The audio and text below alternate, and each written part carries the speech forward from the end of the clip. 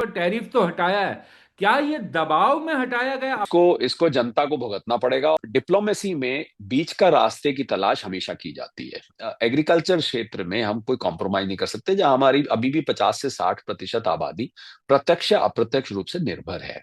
और trade deal क्योंकि जिस तरीके से फंसी भी हुई है, और आपने तो अब साफ कहा कि ये तो होता हुआ बिल्कुल दिखाई ही नहीं दे रहा। यही डिप्लोमेसी है। हाँ। मान लो, मना लो।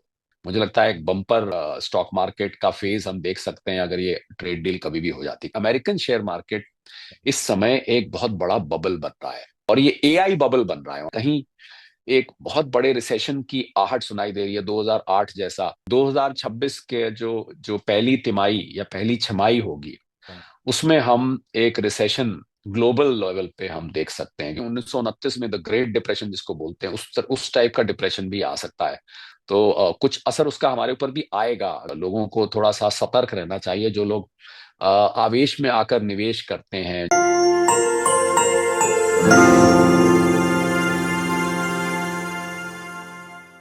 नमस्कार, मैं हूं विक्रांत यादव और आप देख रहे हैं आपका अपना चैनल दास स्वतंत्र। आज एक बार फिर हमारे साथ जुड़े हैं डॉक्टर शरद कोहली, क्योंकि देश में चुनावों की बहार थी, बिहार का चुनाव चल रहा था। डॉक्टर साहब से इस बीच में बात कम हुई, तो आज उन्हें परेशान किया कि थोड़ा देश में ट्रम्प साहब क्या कर रहे हैं अमेरिका में, इस पर भी चर्चा की जाए। सर, बहुत बहुत स्वागत है आपका। नमस्कार विक्रांत, आपको और आपके सभी फॉलोअर्स, व्यूअर्स, सब्सक्राइबर्स को मेरा अभिनंदन। और इससे पहले कि मैं स्टार्ट करूं, क्षमा मांगूंगा, आज थोड़ी मेरी आवाज नासाज है। आपको अगर कहीं कहीं बीच में अमिताभ साहब की आवाज सुनाई देने को मिले तो हैरान मत होइएगा। वाह। सबसे पहले तो सर मैं ये जानना चाहूंगा कि अमेरिका में बड़ी स्थिति खराब थी, लोगों के ट्वीट्स आ रहे थे कि किराना का बिल उनका बढ़ गया है, ग्रोसरी बहुत महंगी होती जा रही है। तो अब अमेरिका ने 200 से ज्यादा फूड आइटम्स पर टैरिफ तो हटाया है। क्या ये दबाव में हटाया गया, अपने लोगों के दबाव में हटाया गया फैसला है, या फिर कुछ और इसके पीछे है? देखिए, 2 अप्रैल 2025 को ट्रम्प साहब ने रेसिप्रोकेटरी टैरिफ लगाए थे, और उसके बाद से लेके आज तक, आज हम नवंबर के मिडिल को भी क्रॉस कर चुके हैं।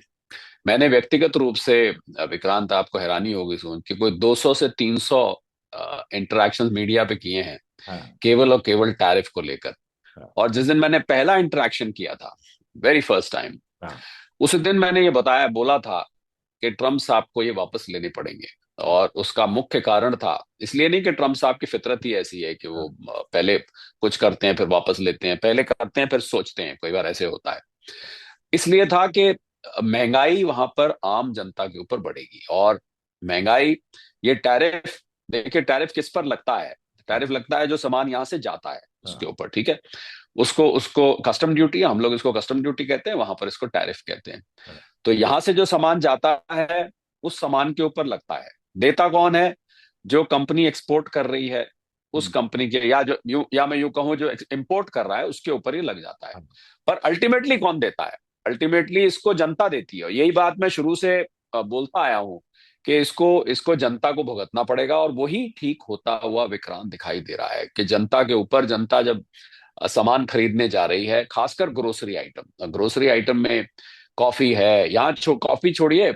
फ्रूट्स हैं, हाँ। बनानास हैं। हम लोग तो बीफ खाते नहीं, वो लोग तो बीफ भी खाते हैं, उसमें बीफ है। और छोड़िए मसाले। हाँ। हालांकि अमेरिका में मसालों का इस्तेमाल कम होता है, पर बहुत सारे वहां पर इंडियन रेस्टोरेंट्स हैं, इंडियन घरेलू हाउस होल्ड्स हैं। और अब तो गोरे भी खाने लग गए हैं मसालों को, उनको भी फ्लेवर उनका अच्छा लगता है। तो उन सबको देखते हुए ऐसा लग रहा है कि अब जब वहां पर ग्राहक जाके सामान खरीद रहा है, अब हाँ। सामान तो आना बंद नहीं हुआ है ना, आपको हम्म। सामान तो चाहिए चाहिए। तो वो सामान महंगा पड़ रहा है। और उसकी कॉस्ट ऑफ लिविंग, जिसका मैं बहुत पहले से जिक्र कर रहा हूँ, वो कॉस्ट ऑफ लिविंग अब वहां पर बढ़ने लगी है। हाँ। तो कॉस्ट ऑफ लिविंग बढ़ने से वहां पर क्या हो रहा है कि उनका जो महीने का बजट है, और मैं ये बता दूं आपके दर्शकों को कि अमेरिकन बजट बहुत बहुत ही प्रिसाइज चलता है। हाँ। उनको जब, एक तो उनको वीकली मिलती है तनख्वाह, हम लोगों की तरह महीने की नहीं मिलती है, हाँ। वीकली मिलती है। तो पहले से उनका आने वाला जो पैसा होता है, वो पहले से ही लिस्ट बनी होती है, यहाँ यहाँ यहाँ यहाँ यहाँ यहाँ सारा खर्च हो जाएगा। और बिल्कुल एक एक सेंट का हिसाब, एक एक डॉलर का हिसाब लेके चलते हैं। तो अब जब उन्होंने देखा जाके कि वहां पर तो भैया ये तो सामान महंगा हो गया है, तो आज सामान तो आ रहा है, टैरिफ लगकर आ रहा है, ट्रम्प साहब के फेमस टैरिफ, मागा वाले टैरिफ, जो मर्जी कह लीजिए आप। हाँ। तो उन्होंने एतराज करना शुरू किया, वहां पर रिजेंटमेंट हो गई कि भाई ये क्या हो गया, तो हमारे ग्रोसरी बिल्स बढ़ गए हैं, आप तो अमेरिका को ग्रेट बना रहे थे, आप अमेरिका को हमें हाँ। अमेरिका को ग्रेट बना रहे हो या हमें पुअर बना रहे हो। हाँ। तो जब दबी आवाज में ये स्वर सुनाई देने लगे, हम्म। तो ट्रम्प साहब को मजबूरन खाने पीने की चीजों पर वापस लेने पड़े। इब्तिदाए इश्क है, रोता हाँ। है क्या, आगे आगे देखिए होता है क्या, अभी तो ये शुरुआत है। हाँ। आप देखिए जैसे जैसे इंजीनियरिंग गुड्स हैं, जेम्स एंड ज्वेलरी है, फुटवेयर है, टेक्सटाइल्स, अभी तो कपड़े महंगे होने वाले हैं वहां पर, क्योंकि अब सर्दियां आ रही हैं, आ गई हैं, बल्कि आ रही हैं, कि आ गई हैं वहां तो। हम्म। बड़ी बुरी सर्दी पड़ती है वहां हाँ। पर तो, जीरो से नीचे। तो जितने भी वुलन्स हैं वो ज्यादातर इंडिया, चाइना, इन कंट्रीज से आते हैं। तो अब जब वहां पर ये सामान भी महंगा होगा, हाँ। और जब अमेरिकन अपना सर्दियों की शॉपिंग खरीदने जाएंगे, वो शॉल्स और वुलन्स और कैप्स और जैकेट्स, वो भी आपको महंगे मिलने लगेंगे। तो धीरे धीरे ट्रम्प साहब को समझ में आएगा कि ये उन्होंने अपने पैर पर कुल्हाड़ी मारी है, अपनी ही जनता को नुकसान पहुंचाया है। कुछ बिलियन डॉलर जरूर कलेक्ट हो रहे होंगे उनकी ट्रेजरी में, जो हाँ। कि ऊंट के मुंह में जीरा है, उससे कोई फर्क नहीं पड़ने वाला। उनकी 38 ट्रिलियन डॉलर की डेट कम नहीं होने वाली है। वो सोचते हैं कि यहाँ पर टैरिफ आने से हम बहुत अमीर हो जाएंगे, जबकि हकीकत यह है कि अमेरिका 38 ट्रिलियन, 130% जीडीपी के कंपैरिजन में उधार के नीचे दबा हुआ है। हम्म। तो मुझे लग रहा है ट्रम्प साहब को देर आए दुरुस्त आए कह सकते हैं, पर इतनी देर ना हो जाए, क्योंकि उनकी अप्रूवल रेटिंग गिर चुकी है। हाँ। जो एक समय 50% के आसपास थी, इस हाँ। समय वो गिर के विक्रांत 36% के करीब आ गई है। बहुत सारे इलेक्शंस हारे हैं, न्यूयॉर्क में हारे, और भी हाँ। वर्जीनिया में हारे, और भी जगह वो इलेक्शन हारे हैं, जहां पर मिड टर्म, जिसको और मिड टर्म 2026 में आ रहा है। तो हम्म। एक तरह से रेफरेंडम होगा ट्रम्प साहब के नीतियों के खिलाफ। और एक और बड़ी चीज विक्रांत जो मैं जिक्र कर रहा हूं, सुप्रीम कोर्ट का निर्णय हाँ। जब भी आएगा, अगर वो टैरिफ्स को स्क्रैप कर देता है, तो फिर तो ये इस परेशानी से जल्दी निजात मिल जाएगा। हम्म। तो सर, ये जो आपने जो चुनाव की जिक्र किया, चुनाव हालांकि हर जगह ही दबाव तो लाता ही है पॉलिटिशियंस के ऊपर। उसमें जो हार मिली और जिस तरीके की हार मिली, वो भी कहीं इसके इन सब फैसलों के पीछे कारण है। हाँ, वहां पर भी सर्वे किए जाते हैं। देखिए, हार का बाद में एनालिसिस होता है, जो आजकल हाँ। तेजस्वी यादव साहब कर रहे हैं, प्रशांत किशोर साहब कर रहे हैं, हाँ। और राहुल गांधी साहब कर रहे हैं। हार का विश्लेषण करते हैं, बाद में बड़ी मीटिंग्स होती हैं। और जब मीडिया सवाल पूछता है हारने के बाद कि आपका क्या रिएक्शन है, वो कहते हैं इस पे चिंतन किया जाएगा। हाँ।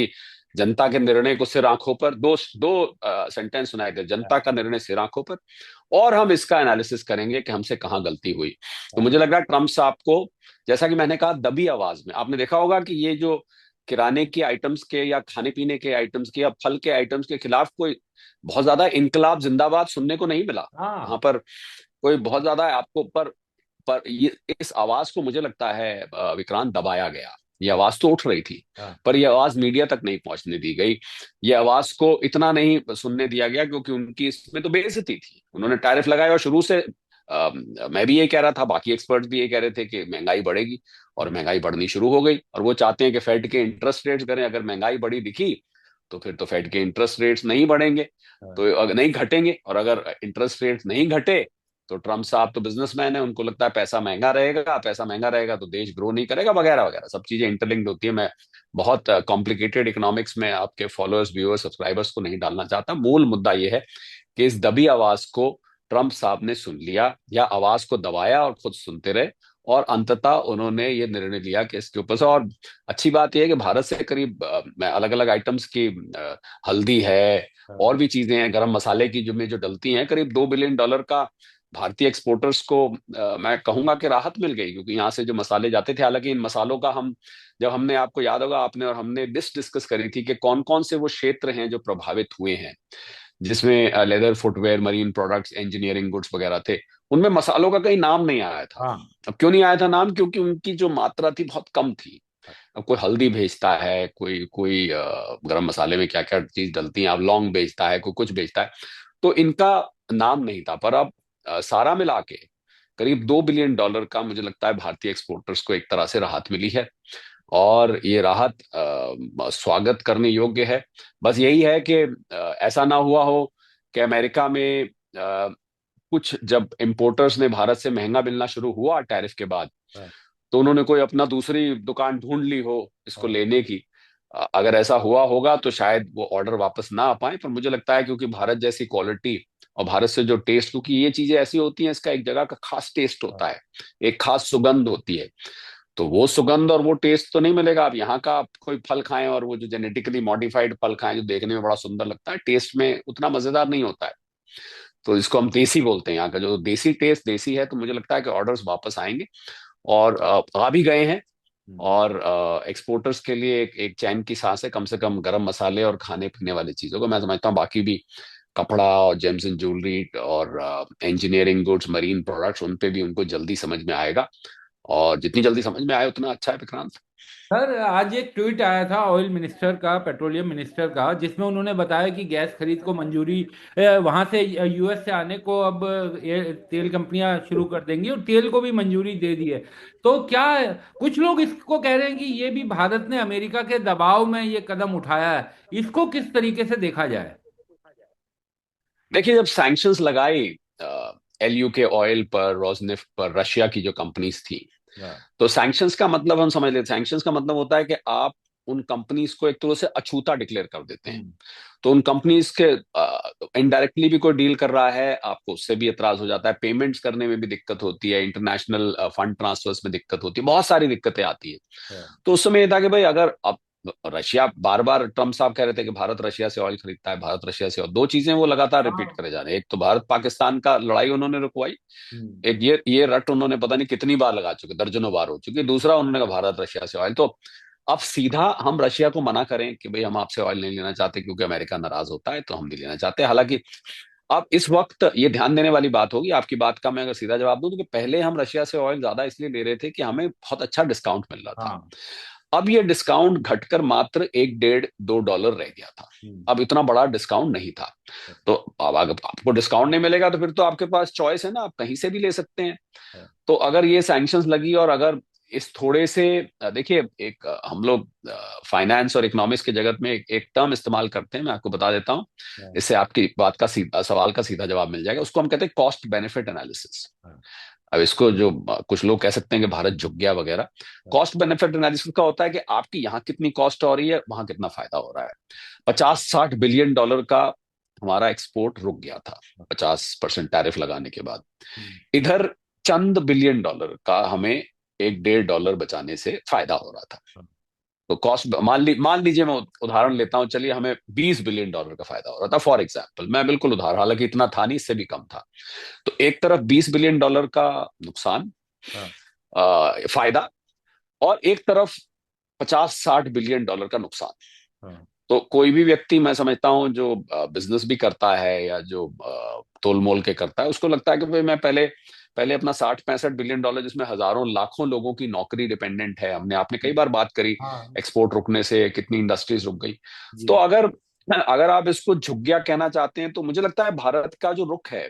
झुग्गिया वाला रुख तो नहीं है, ये हाँ। तो पक्का है। ये तो हम इस सरकार के साथ हम ठोक बजा के देख चुके हैं, कई बार देख चुके हैं। अब झुकती उगती नहीं है। हाँ। हाँ, ये है कि डिप्लोमेसी में बीच का रास्ते की तलाश हमेशा की जाती है। हाँ। और बार बार जब ट्रम्प साहब की तरफ से, अब ये हाल में आपने देखा होगा, पिछले 1-2 हफ्तों से निकल के आ रहा है कि हम ट्रेड डील के बहुत नजदीक हैं, हाँ। बहुत नजदीक हैं, बहुत नजदीक हैं। तो बहुत नजदीक का मतलब ये नहीं कि हमने उनका उनका सोयाबीन यहाँ आने के लिए अलाउ कर दिया है, हमने उनका जेनेटिकली मॉडिफाइड क्रॉप अलाउ कर दिया, या हमने उनके non vegetarian cattle feed allow कर दिया, हमने उनके डेयरी प्रोडक्ट्स अलाउ। हाँ। करीब का मतलब है, ये बात बोली नहीं जाती, करीब का मतलब है कि अब भारत रशिया से ऑयल खरीदना धीरे धीरे कम कर रहा है, क्योंकि ये भी एक बोन ऑफ कंटेंशन था। तो जैसे जैसे ये ऑयल खरीद कम होगी, विक्रांत, आप देखेंगे कि अमेरिका से जो करार हैं वो होने शुरू हो जाएंगे। तो एनर्जी भारत अगर ले रहा है, तो भारत को तो एनर्जी, देखिए मिडिल ईस्ट है, हाँ। ओपेक कंट्रीज हैं, हाँ। अमेरिका है, रशिया है, यही 2-3 सोर्सेज हैं भारत के एनर्जी के। और हमारा, अगर मैं खाली क्रूड ऑयल की बात करूं, तो हमारा करीब 86-87% हम निर्भर हैं विदेशी आयात पर। हाँ। तो हमें कहीं ना कहीं से तो लेना है। तो अगर हम बैलेंस आउट कर रहे हैं हम्म। बिना रशिया को, अब मैं आपकी बात का अगर एक और पहलू से जवाब दूं, हम्म। बिना रशिया को नाराज किए, ध्यान दीजिएगा इस बात पे, जी। बिना रशिया को नाराज किए अगर हम अमेरिका से कुछ एनर्जी लेनी शुरू कर देते हैं, और अगर सैंक्शंस की वजह, अब देखिए सैंक्शन किसी तीसरी कंट्री ने लगाई, हाँ। रशिया पे लगाई, हमारे पर नहीं लगाई। हाँ। हम रशिया को कह सकते हैं कि भाई आपके ऊपर सैंक्शंस लगी हुई हैं, हम आपसे सीधा डील ही नहीं कर पा रहे हैं, हाँ। तो हम क्या करें, आप जाके अमेरिका को समझाओ, हम तो आपसे लेने को तैयार हैं। पर उन्होंने आपके ऊपर सैंक्शन लगा दिए, बड़ी सीधी सी बात है। तो इसमें बिना रशिया को नाराज करे, अगर हम अमेरिका से अपने संबंध सामान्य कर सकते हैं, तो मुझे लगता है इसमें कोई झुकने वुकने वाली बात नहीं है। ये डिप्लोमेटिक लेवल देखिए, कोई दो व्यक्ति जब होता है ना विक्रांत, मैं आपको बड़ा अच्छा एग्जांपल देता हूँ। आपने देखा होगा किसी के लिए कहा जाता है बड़ा डिप्लोमेटिक है यार, ये अपना बड़ा डिप्लोमेटिक है। तो ये शब्द हालांकि बहुत अच्छे फ्लेवर में इस्तेमाल नहीं किया हाँ जाता है, ये आदमी बहुत डिप्लोमेटिक है, परंतु ये शब्द निकल के कहाँ से आया? हाँ। ये निकल के आया डिप्लोमेसी से। डिप्लोमेट। डिप्लोमेसी होती है दो देशों के बीच में जब बातचीत चलती है तो बीच का रास्ता ढूंढा जाता है। अब अमेरिका हमारे पैरों पे आके तो गिरने वाला है नहीं, हाँ हम भी उसके पैरों पे नहीं गिर रहे हैं, हाँ ये मत समझिएगा। हम तो, अमेरिका अपना फायदा देख रहा है, हाँ हम भी तो विक्रांत अपना फायदा देख रहे हैं। हाँ। हम भी तो ये देख रहे हैं कि हमारे एक्सपोर्टर्स का जो नुकसान हुआ और हो रहा है, वो नुकसान की भरपाई हो जाए, जिन लोगों की नौकरी गई है वो नौकरी वापस लग जाए, और अमेरिका से हमारे संबंध कम से कम सामान्य हो जाएं। तो मैं इसको झुकना नहीं मानता, अपना अपना नजरिया है देखने का। अगर कोई व्यक्ति हो सकता है आपके कुछ चाहने वाले या आपके कुछ हाँ देखने वाले इसको किसी और चश्मे से देखें, हाँ देख सकते हैं, उनका विचार भी ठीक हो सकता है। पर हाँ डिप्लोमेसी में ये सब चलता है, हाँ अपना लाभ देखना, और हमारा, हम अपना कोई नुकसान करके अमेरिका से एनर्जी का करार नहीं कर रहे हैं, ये बात को ध्यान रखिएगा हाँ हाँ, विक्रांत। बिल्कुल सर। डिप्लोमेसी अपना काम निकालना बिना नुकसान किए। शायद जी। सुनने में वो पॉजिटिव शब्द ना लगे, लेकिन यूज तो उसी लिए किया जाता है कि आपने अपना काम निकाल लिया। लेकिन एक और चीज इसी के साथ साथ ये भी उठने लगी है चर्चा में कि जो ट्रेड डील जो फंसी हुई है, अब कहीं जिस तरीके से गैस और तेल का रास्ता खुला है, कहीं डेयरी प्रोडक्ट्स, मक्का, अब चूंकि बिहार का चुनाव भी हो गया है, तो क्या कहीं इन सब को लेकर भी अमेरिका का जो दबाव है वो कहीं काम ना कर जाए, वो कहीं भारत सरकार पर ना हो जाए, इस बात को लेकर भी आशंकाएं उठाई जा रही हैं। नहीं, कृषि में मुझे नहीं लगता विक्रांत कोई समझौता होगा। देखिए, हाँ हम जेनेटिकली मॉडिफाइड उन लोग जब उगाते हैं ना, तो उसको वो क्या करते हैं, दो क्रॉप्स को साथ में उसकी जीन्स ही मॉडिफाई कर देते हैं, उससे एक अजीब, वो भारत में बैंड है। हाँ और मक्का, यहाँ तो बहुत मक्का होती है, हाँ। सोयाबीन यहाँ पर बहुत सोयाबीन होती है। और उन्होंने एक और था डेयरी प्रोडक्ट्स का, डेयरी उनका तो प्रोडक्ट। डेयरी प्रोडक्ट ही, हाँ क्षमा कीजिएगा, भारत में करीब 30-35% लोग वेजिटेरियन हैं। हाँ एक एक सर्वे आया था। तो उनकी तो अब इसको आप जिस तरीके से लें, उनका तो दूध भी नॉन वेज है। हाँ क्यों? क्योंकि जो गाय और भैंस जो वहां पर चारा खाती हैं वो मीट के रिमेन्स खाती हैं। मैं उसको ज्यादा गहराई में आपके शो पे जानना नहीं चाहता, मुझे सारी डिटेल मालूम है क्या खिलाया जाता है वहां पर। वो नॉन वेजिटेरियन फीड उनको खिलाई जाती है। हाँ तो आप मुझे बताइए, जो गाय और भैंस को नॉन वेजिटेरियन फीड खिलाई जाएगी, हाँ उसको वो जो दूध और दूध के प्रोडक्ट्स होंगे, मुझे लगता है जो शाकाहारी व्यक्ति है हाँ वो उसको स्वीकार शायद नहीं करेगा। हाँ तो इसलिए इसलिए वो ये चाहते थे कि आप डेयरी प्रोडक्ट्स लीजिए। अच्छा, ये छोड़िए, चलिए नॉन वेज वाली पे बात भी छोड़िए। हाँ हम तो दुनिया के सबसे बड़े इस समय डेयरी डेयरी प्रोड्यूसर हैं। हाँ तो हमें जरूरत ही नहीं है, हमारे यहाँ तो जो जो किसान भाई हैं जो गाय भैंस पालते हैं, दूध की कोई कमी नहीं है हमारे यहाँ पर। हमें जब जो चीज चाहिए ही नहीं, हमारे यहाँ दूध की कोई कमी नहीं। आप चाहते हैं हम आपसे दूध ले लें, अरे भाई हमारे पास घर में पर्याप्त है, हाँ तो मैं क्यों आपसे लूं, सीधी सी बात है। और वो तो कैटल फीड भी भेजना चाहते थे, वो चारा भी भेजना चाहते थे, जो चारा जिसमें मीट का चारा है, वो मीट का चारा सीधा सीधा वो चाहते थे आप अपनी गाय भैंसों को खिलाए। तो मुझे लग रहा है उस पर तो एक रेड लाइन है विक्रांत, हाँ उस पर बिल्कुल कोई कॉम्प्रोमाइज नहीं, क्योंकि ये कॉमर्स मिनिस्टर भी कई दफे बोल चुके हैं, और प्रधानमंत्री जी ने भी अप्रत्यक्ष रूप से कई बार बोला है कि हम अपनी किसानी से समझौता नहीं कर सकते। किसानी क्षेत्र हमारा बहुत सेंसिटिव है, हाँ और भारत दुनिया की फूड बास्केट है, हम अन्नदाता बोलते हैं। उनकी अपनी समस्याएं हैं, मैं ये नहीं कहता कि किसानी हमारी बिल्कुल समृद्ध है या बिल्कुल समस्या से रहित है, ये मैं कतई नहीं कहूंगा। परंतु परंतु हकीकत यह है कि हम एग्रीकल्चर क्षेत्र में हम कोई कॉम्प्रोमाइज नहीं कर सकते, जहां हमारी अभी भी 50 से 60% आबादी प्रत्यक्ष या अप्रत्यक्ष रूप से निर्भर है। तो उसमें कोई कॉम्प्रोमाइज नहीं होगा। एनर्जी एनर्जी का है, आपने ईरान से नहीं लिया, इराक से नहीं लिया, मिडल ईस्ट से नहीं लिया, वहां से ले लिया, रशिया से थोड़ा कम ले लिया, वहां से ले लिया, तो इसको एक बैलेंसिंग एक्ट सा करा जा रहा है। मुझे कोई झुकने उगने वाली बात इसमें नहीं नजर आती। और एग्रीकल्चर में तो बिल्कुल बहुत बड़ी रेड लाइन है। हाँ आप चिंता नहीं करिए, आपको यहाँ पर कोई भी अमेरिकन दूध पीने को नहीं मिलेगा, हाँ कोई अमेरिकन कॉर्न आपको खाने को नहीं मिलेगा, भले ही कितना देखने में वो सुंदर और मोटा मोटा हो वगैरह वगैरह, वो कुछ नहीं मिलेगा, उसमें मिठास भी नहीं होती, मैंने खाया हुआ एक बार। अच्छा। क्योंकि सर ये लोगों की बड़ी चिंता है, और जिस तरीके से गैस वाला जो हुआ उसके बाद से तो लोग कहने लगे हैं कि कहीं अमेरिका का कोई दबाव काम ना कर जाए। और ट्रेड डील क्योंकि जिस तरीके से फंसी भी हुई है, इसीलिए मैंने, और आपने तो अब साफ कहा कि ये तो होता हुआ बिल्कुल दिखाई ही नहीं दे रहा। इन सब के बावजूद भी आपको लगता है सर कि कोई रास्ता बीच का निकल जाएगा? ट्रम्प साहब क्योंकि जितने अनप्रेडिक्टेबल हैं ये हम सभी जानते हैं, तो क्या रास्ता फिर भी निकल जाएगा? देखिए, बात तो की जा रही है कई दिनों से, हम्म। और ट्रम्प साहब हमसे ज्यादा बात कर रहे हैं कि भारत, हम बहुत क्लोज हैं डील के, हम बहुत नजदीक हैं, भारत से डील डील होगी, मोदी जी मेरे फ्रेंड हैं, उनके स्टैंडर्ड डायलॉग है, मोदी जी मेरे फ्रेंड हैं, Bharat is doing a great job, is a great man. हाँ। आपको ये स्टैंडर्ड आपको थोड़े थोड़े दिनों बाद किसी भी प्लेटफॉर्म पे सुनने को मिलते हैं। तो सिग्नल्स तो आ रहे हैं, उम्मीद तो यही है कि हो जाएगी, क्योंकि एकदम भारत जाके सारा कुछ लेने लग जाए, ये तो नहीं होने वाला है। हाँ। देखिए, डील कैसे होती है, हाँ। कुछ आप झुकिए, हाँ। कुछ हम झुकते हैं, कुछ कुछ यही डिप्लोमेसी है। हाँ। मान लो, मना लो, हम्म। थोड़ी बात हमारी मान लो, थोड़ी बहुत हम आपकी मान लेते हैं। तो ये मानो मनाओ वाली प्रक्रिया को देसी भाषा में डिप्लोमेसी, डिप्लोमेसी को देसी भाषा में ही बोलते हैं। मान लो, मना लो, थोड़ी बहुत आप मान लीजिए, थोड़ी बहुत हम मान लें। अब तराजू के पलड़े पे बिल्कुल बराबर तो हो नहीं सकता कि किसी ने थोड़ी ज्यादा मान ली, किसी ने थोड़ी कम मान ली, पर मानो मनाओ ही चलेगा इसमें, और कोई इसका रास्ता नहीं है।